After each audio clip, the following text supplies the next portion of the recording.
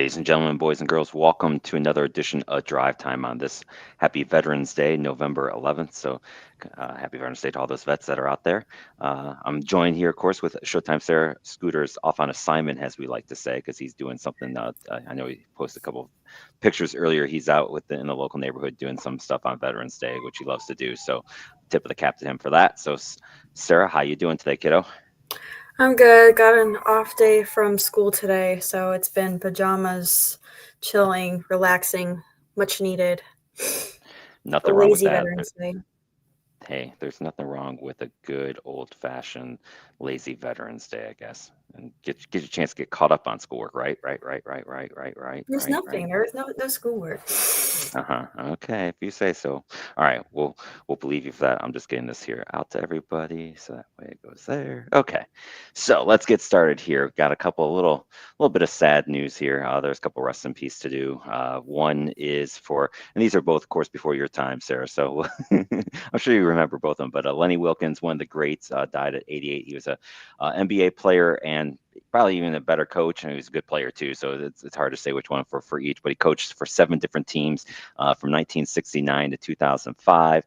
Well respected in Cleveland for his run that he had here. Unfortunately, he's most remembered for having the shot that Michael Jordan hit, which is a pretty famous poster from back in the day that where Mark Price is in the background, where he eliminates the Cavaliers on the final shot of a game.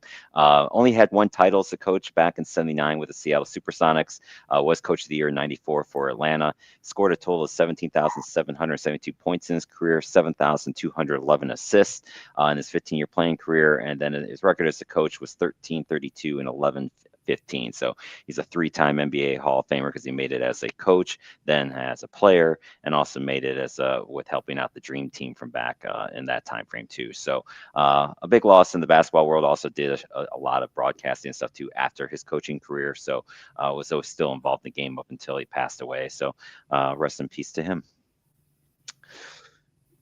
And then Paul Tagliabue, 84, was the commissioner at the NFL from 1989 through 2006. So he's kind of was the one that's in between the Pete Rozelle and the current commissioner, Roger Goodell. The NFL expanded to 4 franchises. He was able to keep the Saints in New Orleans after Hurricane Katrina hit, which was a big deal. Did have 4 teams move while he was, commissioner. Saw a lot of growth in his time, but he did kind of fail to see what was going on with the concussions and the issues with that. So kind of a mixed bag for him. He's also the commissioner the whole time when the original Cleveland Browns then left and became the Baltimore Ravens because Cleveland got the new stadium. So they left Cleveland, went to Baltimore, and Cleveland did, of course, get one of those 4 expansion teams, but was kind of an ugly incident that took place, under his watch there too. So longtime commissioner, overall probably a fair commissioner, but has had his shares of ups and downs too, which every commissioner does, other than Rob Manfred in Major League Baseball, who's just terrible at everything he does. So as Midnight Rider would agree, I'm sure, when he watches this. So any thoughts on any of those, Sarah? No, I mean, obviously, condolences, but like you said, not my timeline. It was not, for sure. All right. Breaking news came out on Sunday with Luis Ortiz and Emmanuel Clase, both of the Cleveland Guardians. They were officially indicted for racketeering. Basically, what has happened and what's transpired is that the investigation for Clase actually goes back to 2023. Which, as I put in here, and I'll go into more detail on this as we move forward, means that October 2024, when the Guardians played the Yankees in the ALCS, and for those that don't remember, Emmanuel Clase had a 0.74 ERA going into the playoffs and was pretty terrible in the playoffs, to be honest. Had a couple different bad outings against the Yankees. Now, what I do want to point out, and Zach Meisel, who did the article on The Athletic, did a really good article on this. So I kind of want to go into some of what was put in this article. They're basically both accused of throwing pitches on prop bets. Ortiz was on leave since July. Clase was early August. Clase appeared to also have someone place bets on his behalf, but only on these prop bets. And it should be noted that the bettors only won $460,000 from these prop bets that were placed in the charges. Emmanuel Clase is on a $20 million contract with the Cleveland Guardians. So why did he have to do this? I have no clue. The way that it reads is that he would basically be, told to when to throw a pitch, and then would get with these bettors to make the arrangements. And basically, it always would be the first pitch. It would be a bet on either the speed or if it was going to be a ball strike. So he would throw his slider, which was his lower speed pitch, instead of his cutter, which averages 99 to 100 miles an hour. And then from there, they would win the prop bet because he would pitch a ball, and it would also then be a slower pitch. Now, I do want to point out, because I think it is fair to point this part out, of the 9 games that are included in this indictment for Clase, of those 9 games, he only blew the save in 1 of them. So he's not been accused of actually fixing games, although, I think that's something that could maybe come up with this later. But of the 9 games that are in the indictment, only 1 did he actually end up blowing the save. The guards won the other 8 games that are in his indictment. Luis Ortiz, he then recruited into this in 2024, so his actions are only from this last year. What is frustrating for me as a Guardians fan of this is that these 2 players still have to be on the Guardians roster, on their 40-man roster. So they're still having to carry both of these guys on the roster. Keep in mind, when Shohei Ohtani's interpreter was caught gambling, that investigation only took 1 week for Major League Baseball to figure out. So the Guardians are still up in arms, having to pay both of these players. They've now been officially charged, and Major League Baseball has been quiet about both of them and what they're going to do, forcing the Guardians to keep both of these guys and still keep paying them, even though they both have been indicted on federal charges. So once again, talking about the lovely workings of one Rob Manfred, he is completely messing this up yet again. And that's where I think I'll leave it. Sarah, you got anything on it?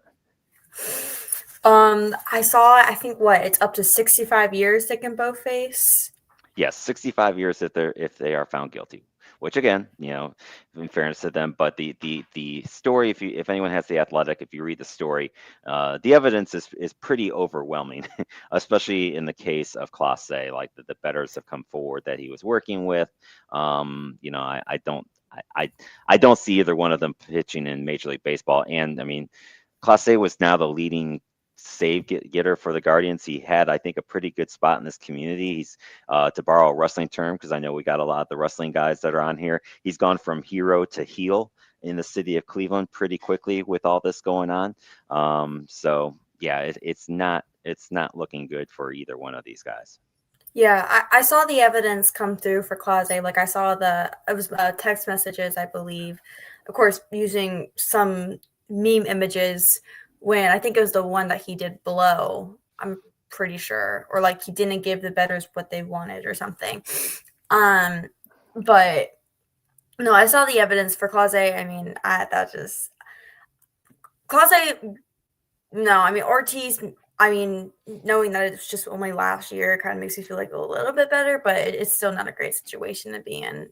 Sports betting is a very messy situation in general. I feel like it's okay if players obviously bet against other teams, but betting against the teams that they're actually playing or when they're playing is just no, definitely no.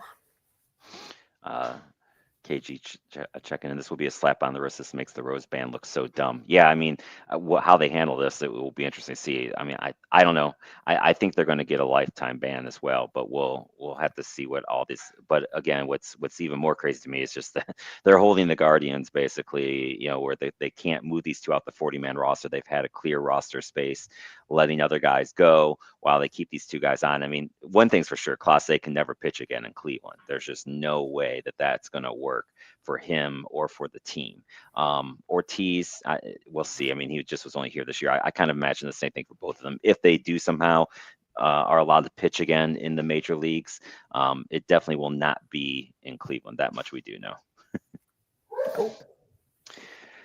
All right, so let's get into some good stuff. Let's talk some football. So we did have a few upsets, not quite as many, but again, this is bad news for the ACC fans in the group. Our two big upsets were Wake Forest takes out number 14 Virginia 16-9 in what was a pretty ugly game. Honestly, there wasn't much offense in that game at all, but Wake Forest gets a big win, and then Cal takes out Louisville 29-26. That one was in overtime. If you're a fan of the Miami Hurricanes, that loss does not help them because that's the one of the teams that they've lost to, and with them losing to Cal, who's okay, but I mean, they're not great either. It's just not a good loss for Louisville at all. So those were the two big upsets from the weekend as far as top 25 teams. Did you check out either one of those, Sarah? As your poor dog howls. Yeah. I'm sure you can tell which one that is. Yep.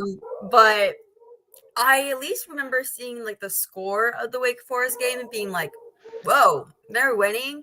I mean, speaking as a state fan, Wake Forest was a close one that we did lose. So, I mean, it makes sense. And then Cal Louisville, like, yes, it's an upset. I mean, Cal isn't great, but they're not good either. So, I mean, but I didn't really see Louisville as like a huge contender anyway. So that one doesn't come as much as a shocker. It's lower. But the Virginia one, yeah, that one hurts. I agree too. Did have a couple close calls too. Vandy hangs on and beats Auburn in overtime, and then the other close one is, of course, the Indy Penn State game, where Penn State was leading this game 24 to 20. The Indiana's on the last drive. They are barely trying to get in, and then they get the amazing catch by Cooper in the own zone where he gets barely gets the foot, leaps up in the air, gets a foot down somehow on the last play of the game to get Indiana the win to basically save. I don't want to say save their season. I think they probably still would be okay to get in the playoff with one loss, and even if their second loss was to Ohio State in the championship game, but it keeps them up there. Penn State, what's crazy is that it was Indiana's first win ever at Penn State. And I think it was like their 34th game there. So they had never won in Happy Valley until this weekend. So congrats to Indy. It keeps the hopes of that Ohio State Indiana Big Ten championship game in play. Anything on those, Sarah? I mean, seeing the close call with Indy, a little hesitant, but obviously we will get into that further, just to see what exactly will happen closer as the playoffs appear. So, but I mean, they got the win. That's all that matters, right? That is true. Just as the great Al Davis says, just win, baby. Just win, baby. That's fine. And that they did, and that's all that matters. Exactly correct. All right. So then we had a couple top 25 head-to-head matchups. The big one, of course, was Texas Tech and BYU. Texas Tech just absolutely manhandled BYU. The score wasn't even as close as the 29-7 result would lead you to believe. I think this clearly will make sure that Texas Tech is going to be into the championship game for sure. BYU, and I think Midnight Rider made this point on the show on Sunday. I think BYU's in trouble. I mean, they still can get into the championship game. They play TCU and Cincinnati, but they really can't afford to lose another game. And if they do, then they could be in trouble. Did you see any of that one or any thoughts on it? I did see the first half of this game. Texas Tech just ran away with it. I mean, which is what I thought Texas Tech was going to come away with it, especially since they were in Texas. But I thought this game was going to be way closer than it actually was. And yeah, not even close. It was not a pretty game for BYU. You want to be close in a game like this, and when you gave Texas Tech so many chances like they did, like when they gave up the ball when they were trying to punt, it went back to Texas Tech. Like there's not a lot of pretty plays that they had. I will say, I was judging BYU's quarterback, Bear Backmeyer. That is an interesting name to say the least. It is for sure. I agree. It's a fun one to try to say too. And the other big one, Oregon does survive against Iowa. This was at Iowa. They win on a last second field goal as well. So the Big Ten had two last second wins. Oregon holds on, keeps their playoff hopes alive, which we'll get into that in a little bit here as well. But they win that game 18-16 in what was a pretty good game. That one was at least an entertaining close game as well. Very much so. And then now to get into course now, unfortunately, my Kent State did lose last week. They lost a tough one at Ball State also in the last couple minutes of the game. They just totally their time management was bad. But the big game is, of course, tonight when they play Akron, the evil Akron. It is, of course, the greatest rivalry in the history of sports, no matter what any of these other ones say. They're only 13 miles apart. You throw out the records when these two schools meet, mostly because the records suck for both teams. So you have to throw out the records when they meet. But Akron is 4-6, Kent State 3-6. They play tonight hold on, I think it's on ESPN2 on the Deuce, but let me double check it. Yeah, ESPNU tonight. So you can check out really terrible football at 7:30 if you want to. Was Ball State the one that you said was the one with the winning record, or is that a different team? No, they were 4-6 as well. So okay. So yeah, 3-6, 3-6 against 4-6. It'll be great fun. It'll be great fun for sure. All right, so we do have some good matchups coming up this week, which is going to be very important. These matchups have some definite playoff implications, and we'll get into playoff stuff here in a little bit. We have number 10 Notre Dame at 24 Pitt. Pitt's a very interesting team because I don't know that they're going to be able to get themselves into the mix, but they play a lot of teams that are in the mix. So Pitt could be a team that might not get in it, but they're going to be a team that has a lot to say of who gets in it, which will be interesting. And this is, we'll get into discussing Notre Dame in a little bit. I don't really think Notre Dame should be in the playoff right now, which they are. And we'll show that here in a couple moments. But to me, I just don't think they've got a big win. This would help them. They win this game, I could maybe be a little bit more accepting of them getting in. Any thoughts on the Notre Dame Pitt game? No, not really. I would think that Notre Dame would win this. But honestly, I can see Pitt coming in with it too, because I mean, Pitt is a pretty good team. They are close on the ACC. Like you said, the ACC is a very interesting conference right now. You got great teams, mid teams, and it's just a battle of things. Hello, Anthony. This is actually a dog. We think he's like 2. We're not really sure. Because he was kind of gave to us. We didn't plan on having him, but he has separation anxiety right now, so this is my only way of keeping him calm. She does have a cat too around there somewhere. I do have 2 cats. They're around here somewhere, but mostly it's all dogs if you can't hear them. And then we got a big matchup in the SEC, Oklahoma against Alabama. The battle of the one law. Oklahoma has 2 losses. Again, another team that's gotten themselves into the top 12. I'm a little bit more okay with them being in it than Notre Dame, but I still think Vandy should be in it. And then Alabama, of course, right now at 8-1. Their one loss was against Florida State early in the year, and since then they are just running along there. We'll see how this goes coming up this week, but I think it's a big one for Alabama. They should win it. I think if they win it, that's gonna, Oklahoma's then gonna have their 3rd loss. I just don't see a 3-loss team getting in this thing. So it's pretty much a must-win for Oklahoma.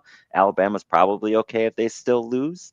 But I like Alabama in this one. They've just been playing so well lately. I just don't see anyone beating them. Yeah, I think I would hope this one would be super close. But yeah, Alabama probably will still get ahead with it, although I kind of root for the upset. Yep, I agree with you on that one too. Then we got Iowa and USC. Now, this one's, now Iowa was ranked 20. These rankings are by their college football one. Iowa just lost this week, so they may not even be 20. The new rankings don't come out until just shortly after our show. But I'm using those rankings from the college football, which you'll see here on the next slide here coming up. But USC will definitely be in the play.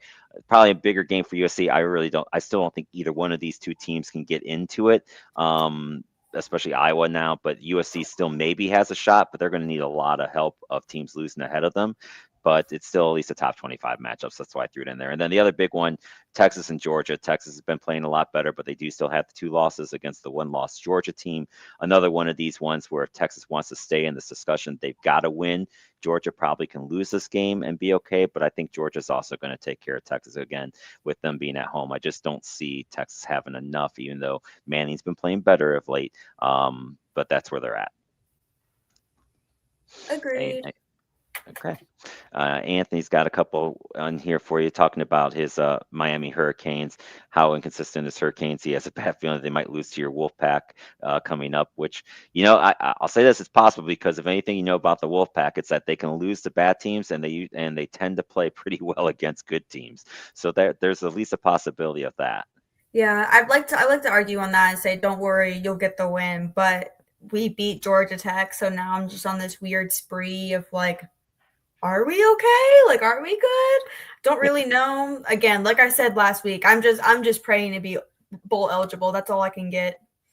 That's all you can get. And Anthony, I will read your other comment. I'm gonna save that though for when we get into the actual the picks and stuff.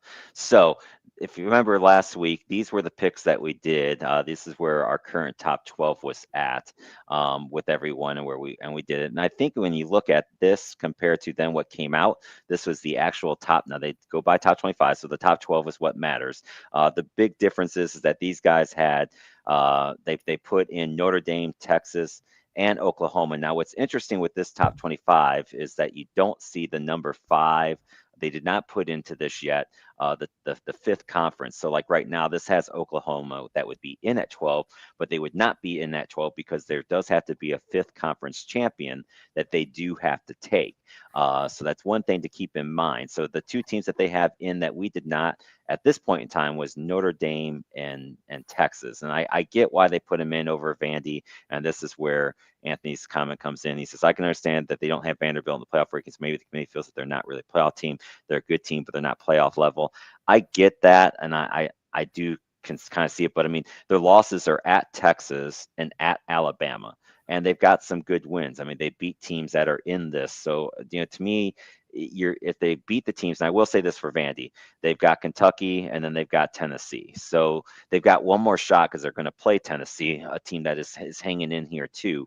But if Vandy gets there at 10-2, and some of these other teams get their second and third losses, I think Vandy's shown this year that their wins are good. And again, your losses are at Texas and at Alabama. Those are pretty, and they were competitive in those games. Now granted, it took a comeback in Texas to make the score competitive. They were getting blown out for a little bit, but I think Vandy is better than Oklahoma and maybe even Texas. But we may not know. They don't, and none of them play each other. So that's kind of where we were at, which I thought we did pretty good there. Any thoughts on the teams that ended up being in it that you were surprised by or upset with?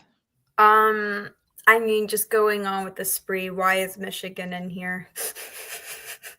Well, they're 21. I mean, they don't really have. I mean, Yeah, they're I know 20 off the. they don't really have a chance to make playoffs, but Well, you gotta throw out the Michigan hate sometimes. Michigan's playoff game is going to be when they host Ohio State. That's their playoff game. That is probably true. And Ohio State's got to finally prove, that they can beat Michigan. I think that's important for this team for this year is to win that game. But we'll see if that happens. So, with that said, let's get into our new and updated top 25. So, what I'm going to do here first, Scooters 1 through 5 stayed the same: Ohio State, Alabama, Indiana, Texas A&M, and Georgia. No changes for him there.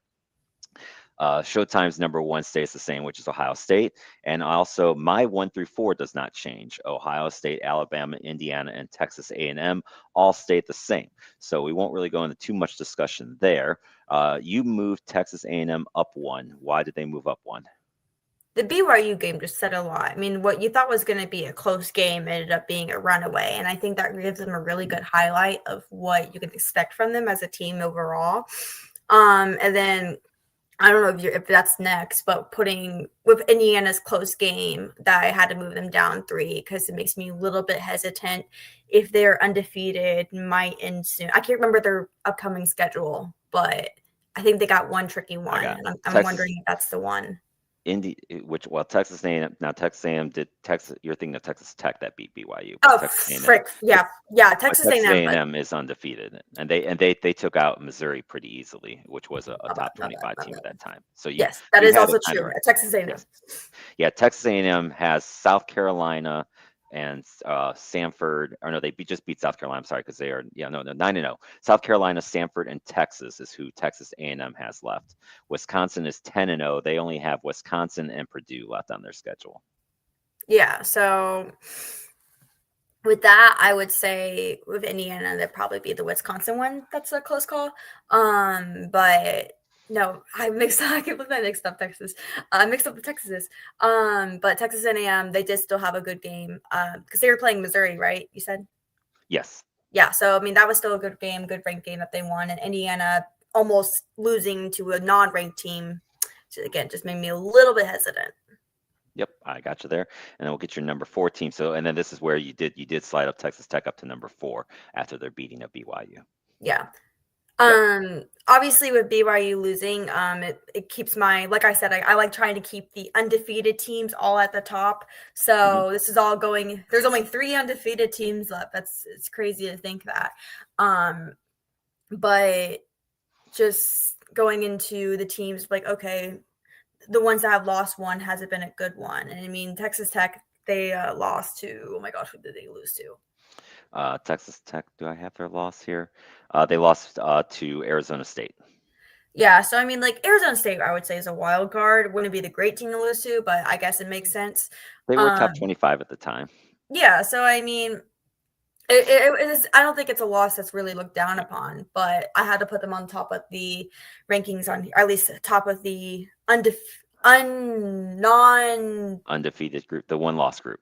Yeah, the one loss group. One loss group. I was like Yeah. trying to figure out a word And to describe Texas it. Tech should easily get to 11-1. They play UCF and West Virginia their last 2 games. So if Texas Tech gets to 11-1, they're clearly in the Big 12 championship game, and that definitely gets them in for sure. Right. Anthony says he believes that he has BYU and Texas Tech ahead of Indiana and Oklahoma, but not ahead of Bama, Georgia, and A&M. I mean, I can accept that with the way I'm not quite sure about. I agree with you on Texas Tech for sure. I think with their how they've played and how they've looked, I could go with that. BYU, I'm not really sure yet, only because of who they played. Now we'll see because BYU still has 3 really good games. They've got to play TCU, which is a good football team. They're not going to be easy. They play Cincinnati, and then they also play UCF. So we'll see. We'll know more about BYU as we get closer to the end of this. So let's bring up our number 5s because we got Scooter through 5. You moved Alabama up 2. So you got them as the second in your 1-loss ratio, and I already have Alabama there. I moved Ole Miss up 1, so Ole Miss takes the spot where I had BYU, so they move up to number 5 for me, just because of the same thing with they've got some good wins. Ole Miss is going to cruise. They're at 9-1. They only have Florida and Mississippi State left, and their only loss is at Georgia, which is again a pretty acceptable loss as well. So, any thoughts on your Alabama move up to 5? Um, this week was LSU, right? They beat LSU. Yes, they did. Yeah. So I mean, it was a takeaway, which I didn't really expect anything less. So just going off of how each team has played, and I believe Alabama's on an 8-game win streak. So I feel like that definitely powers putting them over the other 1 loss teams that I got going on. So had to put them close up to the top. I don't disagree with that logic at all. I've got them number 2 because I think ultimately, and this is where like I think the way Scooter and I kind of both looked at this is okay. We're going off of what we think is going to happen and who's going to win these conference championship games when we place teams where we place them. The current listings are just going, I think, more off of what their current record is. So, which is fine. Like I don't, that's not a wrong way or a right way to do it. I think that's just, Scooter and I are kind of, I think, more trying to project of where we're going to put him. Scooter did move up Old Miss as well. They move up to 6 in his. You've also got Old Miss at 6. I moved them up 1 more spot to 5. I put Texas Tech up 6, so they move up 3 in my rankings because I only had them 9 going into this with the one loss. But the way that they handled BYU was definitely impressed me. I almost thought about putting them up to 5, but I value the SEC a little bit more than the Big 12 right now, which is why I'm putting Ole Miss at 5 and I put Texas Tech at 6. Makes sense. Yep. All right, and Scooter still has BYU holding on it because they can still win the Big 12. So he still puts keeps BYU at number 7. I wish he could have been on today because I would want to ask him about that. But he still has them winning the Big 12 and going into there. You moved up Georgia a spot. Georgia won pretty easily this weekend too, so they're up to 7. Let's see here. Don't even remember I didn't even write down who they beat, but they played Texas this week, so that's going to be a big one. And I also have Georgia at 7. So Georgia stayed at 7 for me. You moved them up one spot. So we're all pretty much in alignment with Georgia in that 5 through 7 line. Mm-hmm. Uh, Scooter does buy the Kool-Aid, and he moves Notre Dame into his top 12. So he has Notre Dame at 8. Again, I wish he could be here to talk about that one because we'll have to ask him about that next week for sure. You move Oregon up 1 from their close win against Iowa. And this is where I land BYU for right now at 8, down 3 after that loss because I still kind of believe in them, but we'll see. Like I said, they've got 2 big games coming up, TCU and Cincinnati. They win those, I'm going to feel really good about keeping them in there. I will say this: if BYU gets a second loss, they're probably done. I don't see a 2-loss Big 12 team getting in over a 2-loss SEC team. Yeah. Agreement. All right. So Scooter slid Oregon down 3 from that close loss. So I was a little bit surprised by that one too, of where he ended up throwing Oregon in the mix on that one. You moved BYU down to 9 after their loss, which again makes sense too. And number 9, I moved Oregon down 1 after that close game to Iowa. I'm not too sure about Oregon right now, but and again, same thing with them. I'm not sure if they get in with 2 losses, so they've got to stay at 1 loss because even if they get 1 loss, if Indiana and Ohio State win out, they're not going to get in the Big Ten championship game. So they've got to only have that 1 loss to get in, I think. No, it makes sense. I mean, we still kind of have Oregon all in the same place, anyways. Yep, 8, we 9 do. team. 8, 9. Yeah, we're all pretty much in agreement here. Now this is where I really wish he was because he moved Texas Tech down 1, and I'm curious because Texas Tech won that game against BYU pretty handily. Yet he moved up BYU and he moved down Texas Tech. So I really would love to hear that on here. So if maybe he'll put some stuff in the chat. You moved Georgia Tech up 1. They had a bye week this week. They are at 8-1. And again, this is what we talked about. Georgia Tech still has Boston College, Pitt, another that team that we talked about with Notre Dame, and then they also have Georgia left. So they've got 2 big games to end the season. So they better beat Boston College and take care of that because they're going to have 2 tough games to end the season with. Mm-hmm. And my 10 and 11 did not change. I still think Georgia Tech's going to win the ACC. I'm still leaving Vandy at number 11. They're 8-2. They've got Kentucky and Tennessee left. Yes, they had a close game against Auburn, probably maybe a little bit closer, but it was Auburn's first game since they fired their coach. And you see these teams where they fire the coach in their first game, after that, like LSU played Alabama tough for a half. Auburn's not that bad of a team. So I'm not really that surprised by that. And their losses are still at Texas and Alabama. So I'm keeping Vandy in unless they lose a game or unless somebody just does something to me that's just super impressive to knock them out of it. But I'm keeping Vandy in for right now. All right, and then Scooter has Georgia Tech at 11 still. That's no change for him. Now, this was an interesting one for you. You moved James Madison out of the 12th spot and into 11. So you've actually kind of got them like almost as if they would be ranked there. Is that just a local thing that you're hoping for, or just giving JMU some love? It's a little bit of both. I mean, like, look, because they're also a 1-loss team, I'm pretty sure. So They are. I mean, just putting it where it fits, all these 1-loss teams, I feel like they should all be in the same place. And JMU is one of those teams. Now, of course, you haven't really seen them in those big like game day, so I'm pretty sure their wins have probably most likely been easy. And I can't even remember who they did lose to. I actually Their don't have. loss is to no, I did not write down their loss. I got who their 3 games are left, but I did not write down who their loss was Was there to. 3 games left? Yeah, they're 8-1. They still play App State, this weekend. Then they play That's a win. Washington State, which is an interesting one because that's a non-conference game. Mhm. And then they play Coastal Carolina. Yeah, so 2 conference games. Coastal Carolina is right behind them, so that will be an interesting game to see. Now, App State hasn't been as great, obviously, as I'd hope to do, even as a local thing as well. But I would say, obviously, they are probably 2 out of 3, but then again, Coastal Carolina will be close, and then that will kind of guarantee who takes the Sun Belt, I think, I if agree with if that. Coastal comes away with a win. Oh, JMU's loss was to Louisville, 28-14 at Louisville back So in October. that is a pretty decent It's an loss to okay, yeah, it's have. an okay loss. Yeah, I agree. That's a fair loss to have for them. So I agree. If you're going with your zeros and then your one loss team, so that's why you got JMU 11. That works for me. Uh, Scooter does now agree. He's got JMU has this 15 winning the Sun Belt. You still have Virginia in your top 12, down two, and I put JMU in. I originally had Memphis in here. That's who both Scooter and I had. We took Memphis out because they lost last week. And we are in agreement with you that JMU would be the team that would probably be in. You see I the just vision. yeah, the Sun Belt's an interesting one. I first thought it was going to be a team from the American, but I'm not really feeling that anymore. And we'll go through here. Let me pull these up here real quick. These are your current conference standings for these the non-power four. Navy is still in front of the American, but they are 7-2 now. USF is 7-2, and Tulane is 7-2. A couple of those teams will meet in the championship game, so we'll see what happens there. The ACC championship game is right now is Georgia Tech and Virginia, but you've got four teams at 5-1. Duke at 4-1 there. The Big 12 is set still right now for Texas Tech and BYU to have a rematch.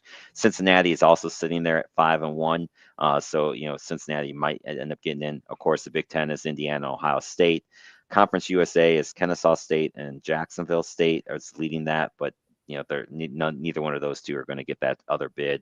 No, MAC is Ohio and Miami of Ohio. Same thing there. No one's getting that. The Mountain West is interesting. San Diego State is currently 7-2. Boise State is 6-3. Maybe the winner of the Mountain West comes out of it. And then the SEC, of course, is Texas A&M and Alabama, and the Sun Belt right now would be JMU against Southern Miss. It would be the likely championship game in the Sun Belt. So those are your possible conference championship games that would hit there for that. Let me see here real quick. Anthony has my top 12 is Ohio State, A&M, Bama, Georgia, BYU, Texas Tech, Indiana, Ole Miss, Oregon, Oklahoma, Texas, and my number 12 is tied between Vandy, Georgia Tech, and Notre Dame. I can't argue with that. I think that's good. And he says the reason why I have a tie 12 has more to do with I feel Georgia Tech, Vandy, Notre Dame are about even in terms of their schedule. Yeah, probably so. I think Notre Dame's is probably a little lower right now. Nothing against where they're the other ones are as far as their wins go. I just don't know they have the big quality win, but we'll see where that goes. So Scooter's first team out is currently Oklahoma. He had Louisville and Memphis in his top 12. Those are that both out. Your first team out is Notre Dame. None of your teams moved out of your top 12. My first team's out. I kind of had the same thing. I've got Oklahoma, Notre Dame, and Miami. I think it's going to be one of those teams that will end up getting in. Oklahoma's two losses are at Ole Miss and at Texas. Notre Dame's two losses are at home against A&M and at Miami of Florida. And they've got some, their biggest win is probably against USC until they play Pitt this week. Miami 7-2. Their losses are at SMU and at Louisville. They play Pitt to end the season too. So I still think Miami can get in this thing if they run the table and go undefeated there. So that is our current top 12 and kind of a look at the standings and how everything will affect it. Any final thoughts on any of the college football stuff, Showtime? I wish Scooter was here because I'm very confused about why Notre Dame is 8. Because then you look at us and we got first team out. I don't understand. Maybe he was drinking this past weekend for Veterans Day, and the vets Oh, in a I like different way. that could be. What does he have? Questions. Since Louisville is ranked, and I think it has some U ranking also, does that help Miami? I would have said yes until they just lost this last game. I think that Louisville loss actually hurts Miami because Louisville loses at Cal. So I don't know that that's going to be the teams that you lose to when they lose to games. I think it actually hurts you some as far as that. And I'd say the same thing with Notre Dame. I think that's why that Notre Dame loss at Florida State just doesn't. Or excuse me, who am I thinking of? Who lost to Florida State? Never mind. It's not Notre Dame I'm thinking of because they lost to Miami, Florida.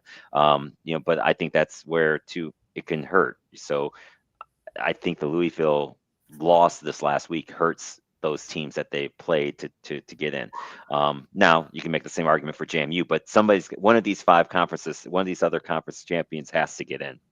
So I think that's where JMU doesn't hurt them as much because I think they're right now, as long as they sit at one loss and looking at their schedule, they probably should win out. The Washington State game will be interesting just because that's a power school that they're playing. So we'll see how that all goes. Anything else on it, Sarah? Are you good? I'm good. I'm good.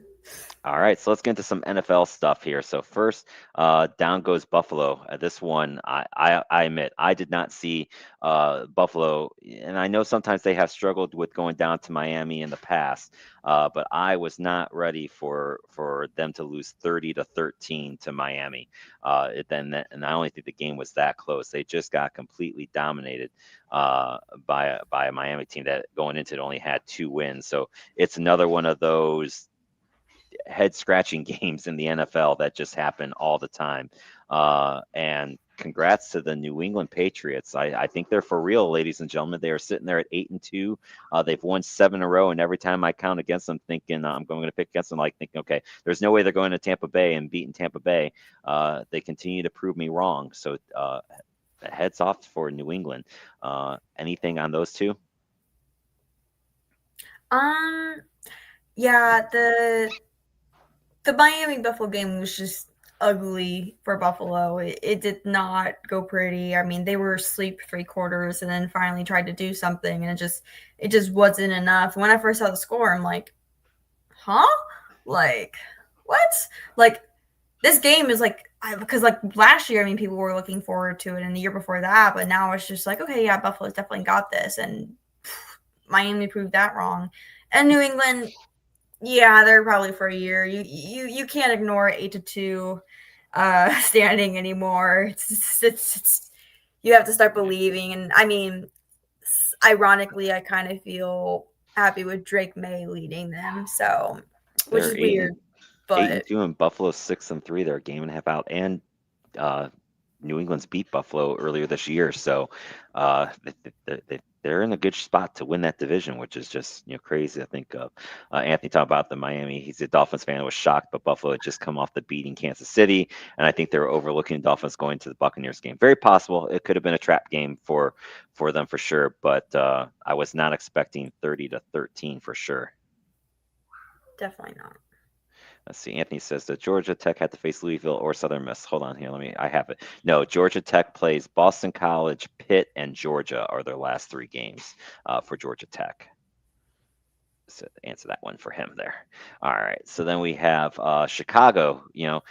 A lot of people laughed at me when I said Chicago's could make the playoffs this year, and here they are. They scared me there for a while. They were trailing 20-10 to the Giants. It's like, oh boy, this is not looking good. But then they had the nice little comeback themselves.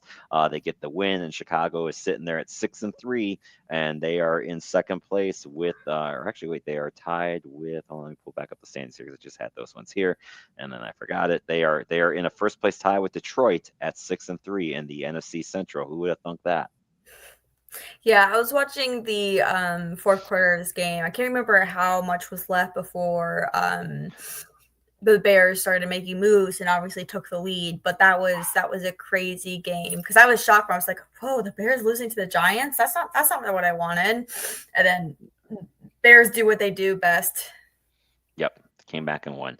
And speaking of winning, Seattle and the Rams both keep winning. They are now 7-2. Both teams are on 4-game winning streaks. They are, I don't want to say running away with the NFC West. San Francisco's doing really well too at 6-4, but they're pushing for right now. They have the best record in the NFC, along with I think they are with Philly. Denver? Who won last night. Oh, So best record in the NFC at 7-2. okay. There are 3 teams at 7-2. Philly, the Rams, and Seattle. But both the teams won pretty handily and did not. I mean, I think last time I remember looking at the Seattle score, they were once up like 34-0 in that game, and I think the Cardinals made it closer, but it was 44-22. And then same thing for the Rams. They just destroyed the 49ers 42-26 to keep rolling for both of those teams. Raymond puts in here Josh Allen in playoff form. Trust. Yeah. I mean, I don't know if it's as much Josh Allen or if he just doesn't have the help. And I don't know what's going on with the wide receivers in Buffalo, but none of them can catch. They couldn't even catch a cold right now. They're so bad. I mean, it's basically it's Cook and Allen, and that's it for the offense, and the defense just is not helping them out at anything either. And speaking of weird teams, like what the hell is going on with Green Bay? This team should be way better than 5-3-1. They struggle to put up points against Philly in a weird Monday night game last night where Philly wins 10-7. I know a lot of people like Matt LaFleur, the coach.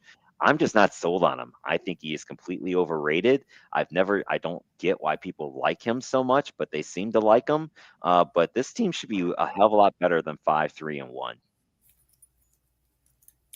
That Monday night game was just absolutely boring to watch. I don't understand. Like, you look at it, I was like, oh, this is gonna be a good game. I mean, I don't really care who won, but I was like, yeah, this is gonna be like a really back and forth game. The only thing Thir- back and forth was the defense, which I mean, I guess is still a good game in general, but there was no offense, and that's what we wanted. The Thursday night game last week, Denver beat the Raiders 10-7, and then it ended with a 10-7 thriller on Monday night. Just what the Yeah, NFL wants in their primetime spots, right? Um, we spoke about what Chicago did. And of course, that was against the New York Giants, and on Monday they fired Brian Dable, their coach. I think the two chokes had a lot to do with it because now they're sitting at 2-8. They were up 20-10 against Chicago. Of course, they gave up the 30+ points to Denver in that loss. I also think some of it has to do with with Jackson Dart. He's only played in 7 games for them, and he's already been in concussion protocol now 3 times. He just seemed to really like running Jackson Dart, and that is their franchise future. And I think there was a lot to do with that. But again, another one of these coaches won 9 games for them in 2022, was coach of the year, struggled a bit last year when they only won 3 games, and they're not looking any better this year. So I have a funny feeling Brian won't be without a job long, but he is no longer the head coach of the New York Football Giants. hey, I liked what they were doing when they got the wins that they did. I mean, that was a pretty exciting game. And I kind of feel bad for them, honestly. Like, I kind of wish they did do better. I mean, they almost got the win this week, but I guess after you do choke to the Bears, it does cause consequences. Yeah, and I think that's exactly what it is. It's though you look at those 2 games alone. If they win those 2 games, you're 4-5. And then I think if I remember correctly, looking at the other games, like I mean they lost by 10 to the 49ers. They got blown out by the Eagles pretty good. They did lose to the Saints as well, 26-14. So I think those 3 losses are probably what got them, the loss to the Saints and then those 2 choke jobs. I just think it's time. But again, the Giants are another one of these teams that have never been able to figure it out in recent years as far as management goes. So we'll see what happens. But they've got some good pieces for who I think that's going to be a job that somebody's going to want next year when you got a Jackson Dart and you're going to have Malik Neighbors coming back, and and hopefully Cam Scatabo should be okay and ready to go by next year too. So you got some pieces on that offense if you're an offensive minded coach to really have some fun, I think, with that team next year. Definitely. Still real rebuild though. Yeah, I agree. Probably so. All right, so that's it for our football stuff. Let's get into a little bit of hockey. The big news here is Ovie did hit 900 over the week, so he is the first person ever in NHL history to score goal number 900. It was kind of funny. It happened against St. Louis, and nobody first paid attention to the puck.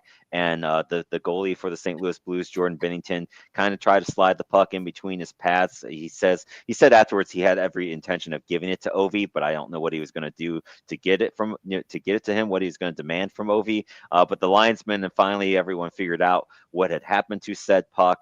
And so Binnington did have to pull the puck back out of his pads, which is also kind of funny to watch. But it was a neat little thing with him getting to goal number 900. So congrats to Ovie and 900.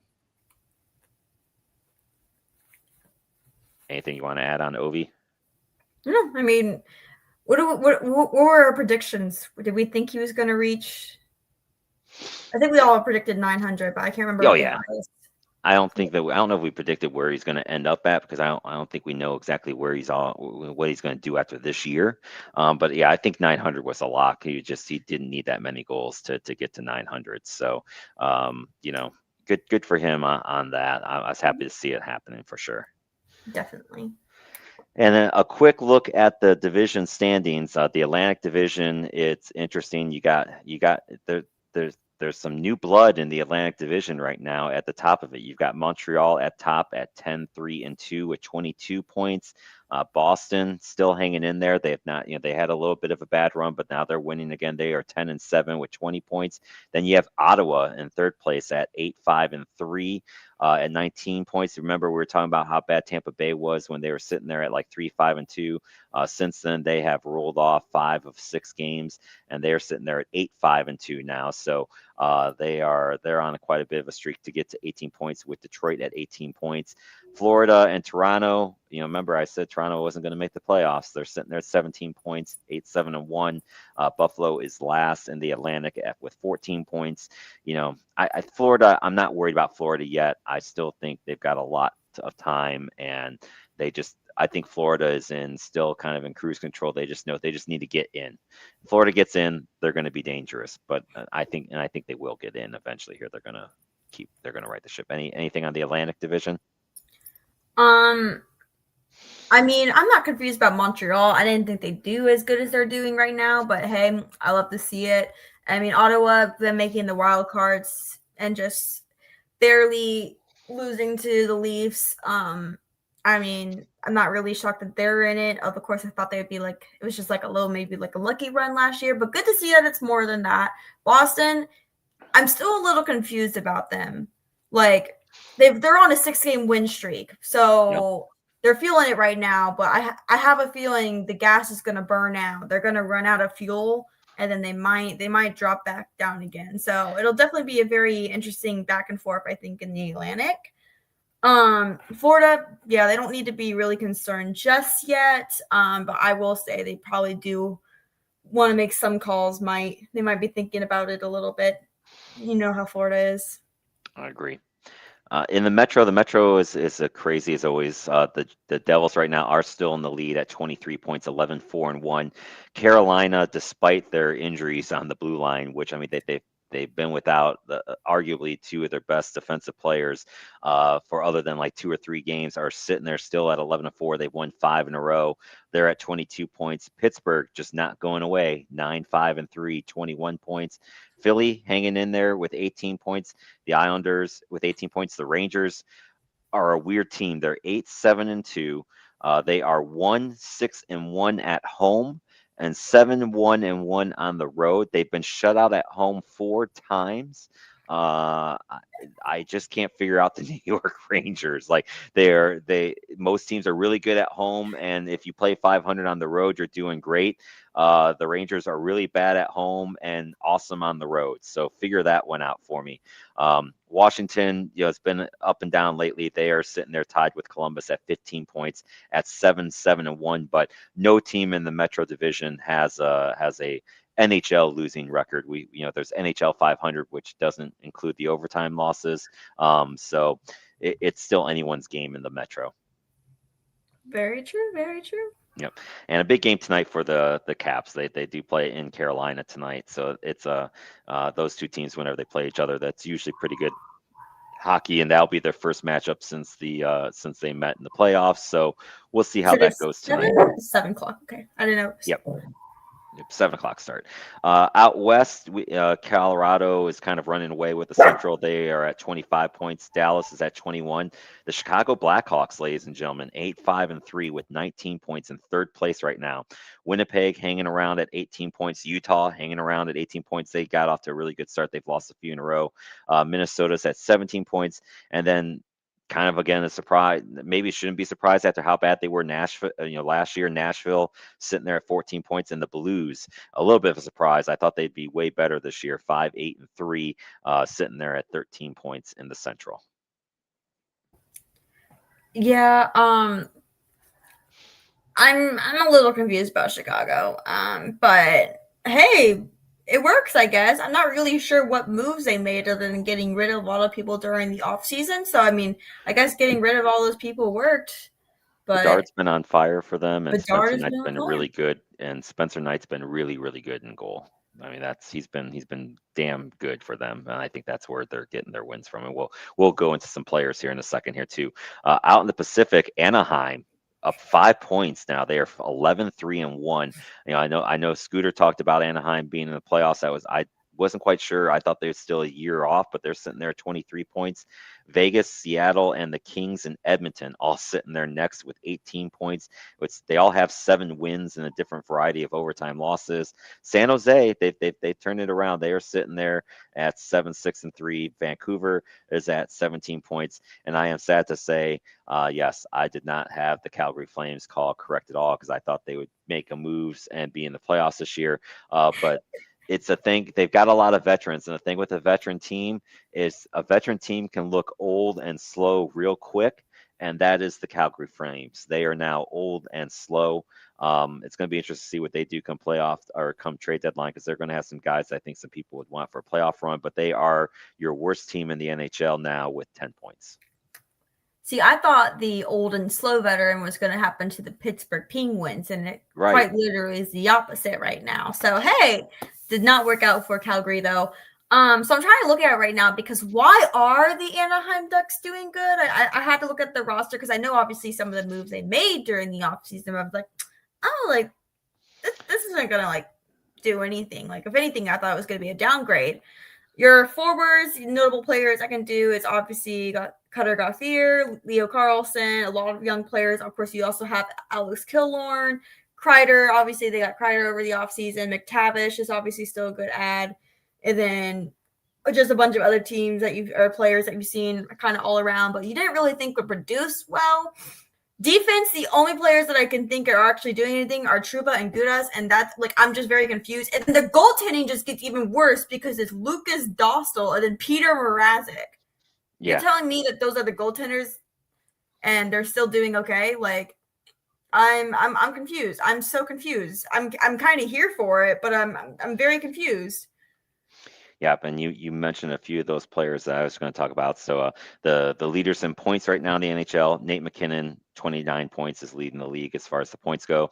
You already mentioned Luo Carl. If I can, good grief, why can I not say Leo? That's the name I was trying to say. It was not on my mouth right. Leo Carlson at 25 points, and then there's Connor Bedard at 25 points as well. And then one of the other young kids from last year, Macklin Celebrini, who's having a breakout year for San Jose with 24 points. And some guy, Connor McDavid, he's got 24 points too. So it looks like Connor has finally woke up. He got off to a little bit of a slow start in Edmonton, but he is right there as well, tied with 24 points. As far as your goal leaders go, your top four, Nate McKinnon, who's when you lead the league in points, you got a good shot that you're going to be up there in goals. He has 14. Bo Horvat for the Islanders, probably one of the only bright spots for them, is at 12 goals. Cole Caulfield for Montreal is also with 12 goals. And then you mentioned Gauthier for Anaheim with 11. And some other guy, Sidney Crosby, he's got 11 goals too. So Sid the Kid is turning back the clock this year for sure. He's fourth in the league in goals. So those are your top points and goals leaders. I mean, a little bit of who's who, but also kind of nice to see some new blood on these lists. Don't you agree? Yeah, I mean, it's great to see when the rookies kind of come out to light. I mean, not that any of these players other than Gauthier is a rookie, but Morgan Geeky too. I mean, that's a good player to think of. And obviously Celebrini is short behind there too. So yeah, no, love the new blood. It's great not to see McDavid, Draisaitl. Honestly, I don't even think Draisaitl's in this. I don't know what's going on. Yeah, he's not right now. Um, your plus minus leaders, and this is where you're talking about, and for those that don't know hockey, plus minus, if you're on the ice when your team scores a goal, you get a +1. If you're on the ice when your team gets a goal against, it's a -1. If a team scores a goal on a power play, that does not count. That does not count. So these are like even strength goals when you're on the ice. Jacob Trouba for Anaheim is a +16. And then one of their other good defensemen, Troy Terry, is a +13. So you're talking about why is Anaheim, they're just not giving up that many goals. we talked about this kid for Carolina, Alexander Nishishkin, who also does have 8 points in his rookie season, but he's second in a plus minus at plus 14 for a kid defenseman. That's really damn good. And keep in mind, no Jacob Slavin. So it's not like he's been up on the ice with Jacob Slavin, who's always up towards the plus minus ratings. Nate McKinnon at a forward is there with a plus 13. And then Tori Lehkonen for Colorado is also at a plus 13. So those are your plus minus leaders. All You want sounds to get good. you want to give Nikki any love? Our boy No, of course. I Nishishkin. gotta give my Russians some love. You know me. Um, He's a beast. he is, and like, what was it when he delivered? I just actually saw the clip for it. He had delivered, I think it was a hit to one of the San Jose players, and I guess like Trip Tracy was talking to him. You know how Trip is, but Yes. I think like Nikishin had looked at him and be like, "You like" or something in like an intense Russian accent. So I mean, you gotta love the kid, and I mean, with going obviously for the rookie trophy, the Calder, obviously would love to see a defenseman get it, but it is kind of hard when you have all these forwards also fighting for it too. Because I'm pretty sure I don't know who are we talking about Calder runnings yet? I actually haven't looked at it, but We're not talking about Calder race yet. We'll do that when we get maybe through some football season. We'll start breaking down some Calder Trophy winners and Ross Trophy winners. yes, but Nikki should be in the run. Yep, probably so. Goalie wise, Logan Thompson for Washington, he's played 10 games. He's got a 161 goals against average, a 930 save percentage. You look at that and you're like, okay, why? How is Washington only 7-7? They're just not scoring that many goals right now. So that it's been a hard for them to score goals, and they're just not getting quite enough. But it's not because of goaltending. Logan Thompson in his 10 games has been really lights out for Washington. Dan Vladar for Philly's got a 2.18. So Logan's the only goalie right now that's got a goals against average that's under 2 points. That's under 2. And then you got the kid for Montreal, Jacob Dobes, who has just been lights out for them, a 2.25. And then the old guys in the group, Allen for New Jersey, still sitting there at a 2.29. And of course, Connor Hallebuck, a 2.30. We've talked about Hallebuck enough. We know how we feel about him. Then, but Spencer Knight, a 0.926 save percentage for Chicago.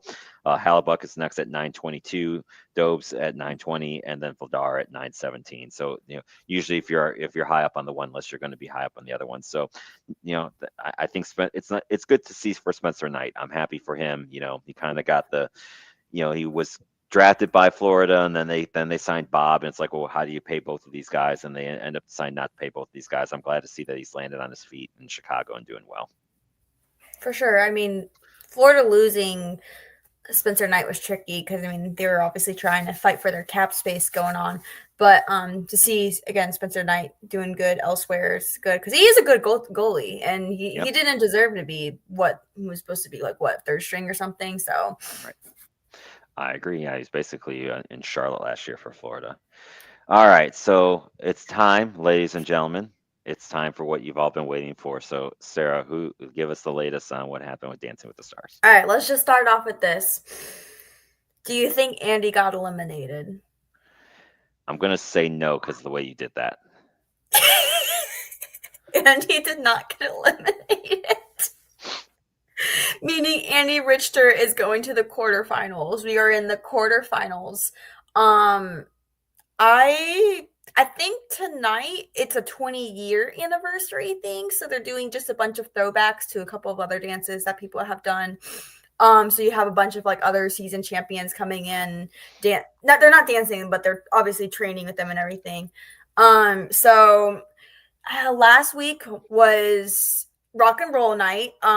With Flava Flav being the guest judge, which was definitely interesting. He was just happy to be there. So he gave a lot of people tens. I mean, great to see, but again, just happy to be there. A lot of interesting things happened, but Danielle was unfortunately eliminated.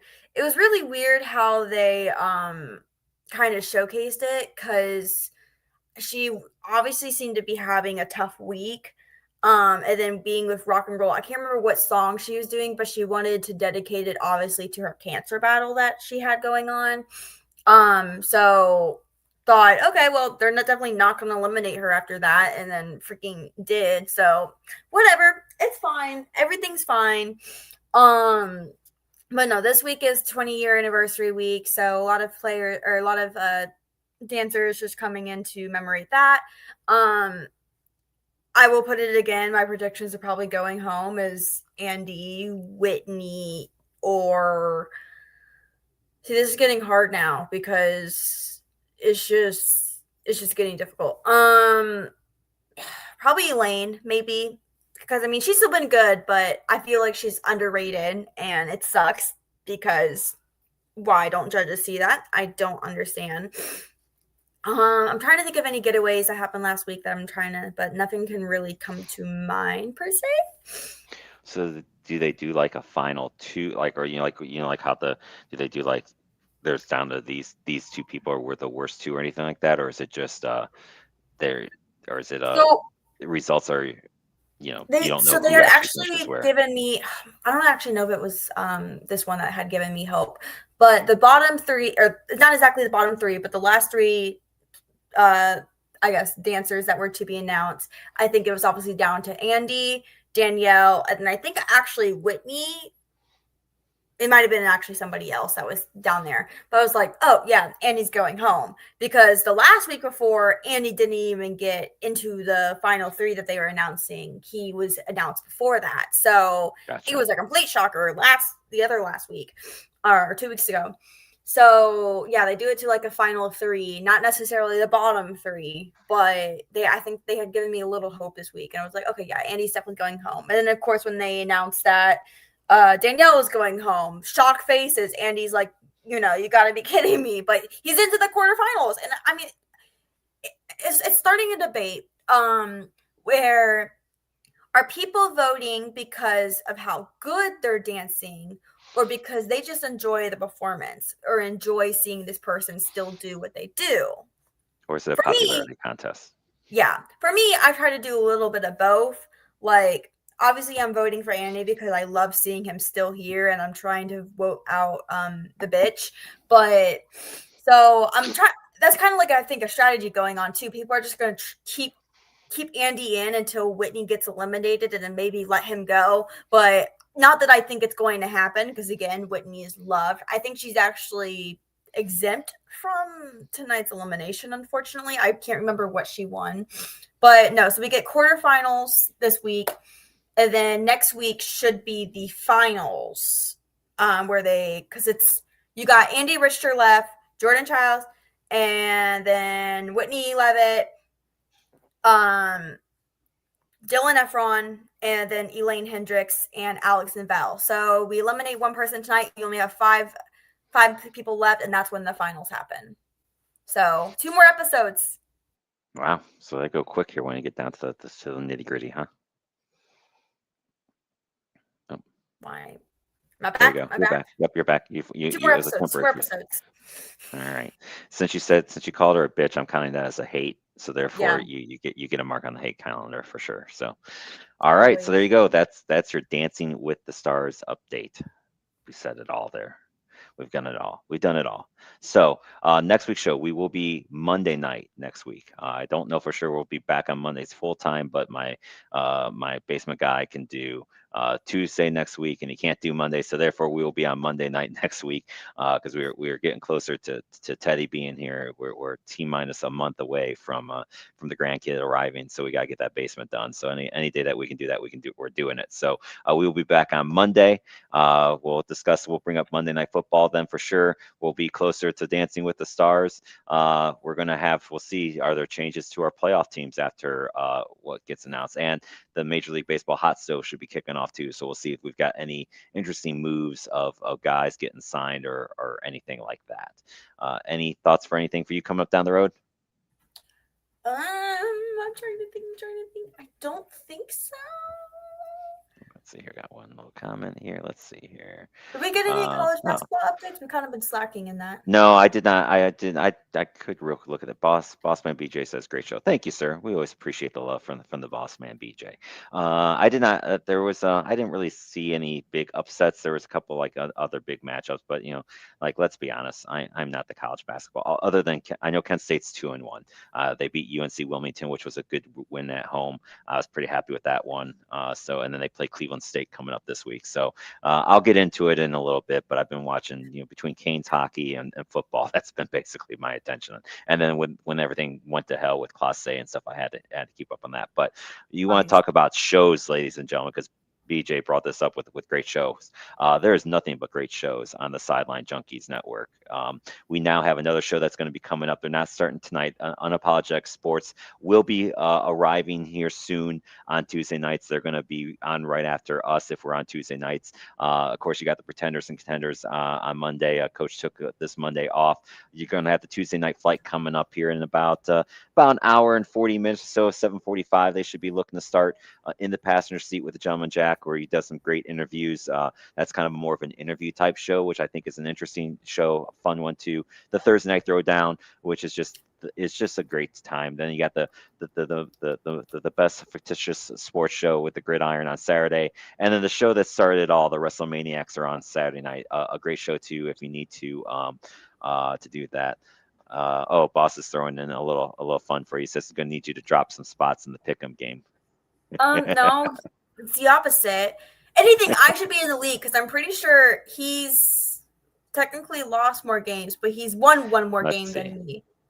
That's right. I have to Let's look see at here. it Hold now. on. Dang it. I'm I'm gonna still in pull it second up place. here. I know that. And here comes Gertie across my face, like always. Let's see here. Let's see here. I'm down to 77% right. That's just not bueno. Show groups. There we go. Oh, wait, no. Technically, I've lost four more. It's me. I'm the issue. Oh yeah. But Yeah. technically Yeah. that means he didn't do 4 games. So Yeah. He's at 94%. You're at 92%, but you are still in second place. And I think KG is right behind you at third. The Gentleman Jack is and correspondents are at fourth. Midnight Rider is fifth, and I'm way down there because I'm going with too many upsets. I've been having fun trying to pick upsets, and I think I it's got a not couple working out for upsets me. this week too. So we'll see how that Yeah. goes. If they hit, you're doing great. When they don't hit, not so good. So, and then the Sunday Morning Rise, a great show too. They get you ready for the Sunday morning with the nickel. They go over 5 games in great detail. Of course, one of them is normally always the Washington, and I feel bad for them. They just the poor Commanders just got absolutely shellacked again. So I feel bad for them. But look, I'm a Raiders fan, so I don't really feel that bad, to be honest with you. My teams are all terrible, other than my Carolina Hurricanes. That's about really my only hope that I have at this point in time is that. So there we go. That's a lot that we talked about today, kiddo. Good job. Any final thoughts on the show before we say goodbye? No thoughts. Me neither. I don't got anything else to say then. So we'll end with what I always end with, and especially this week, condolences for Midnight Rider, who lost someone that's very close to him and someone that's been very supportive of the show. So much love to you, buddy. Hope you're doing okay, and you know where I am at any point in time. You need anything, just shoot me a text. We have to be here for each other when we lose someone that we care about. So and with that being said, make sure that you hug your loved ones, tell them that you love them, because tomorrow is not guaranteed, but hopefully you will be here. And if so, we hope that you join us next week on Drive Time. Until then, everybody, take care. See ya. Wouldn't want to be ya.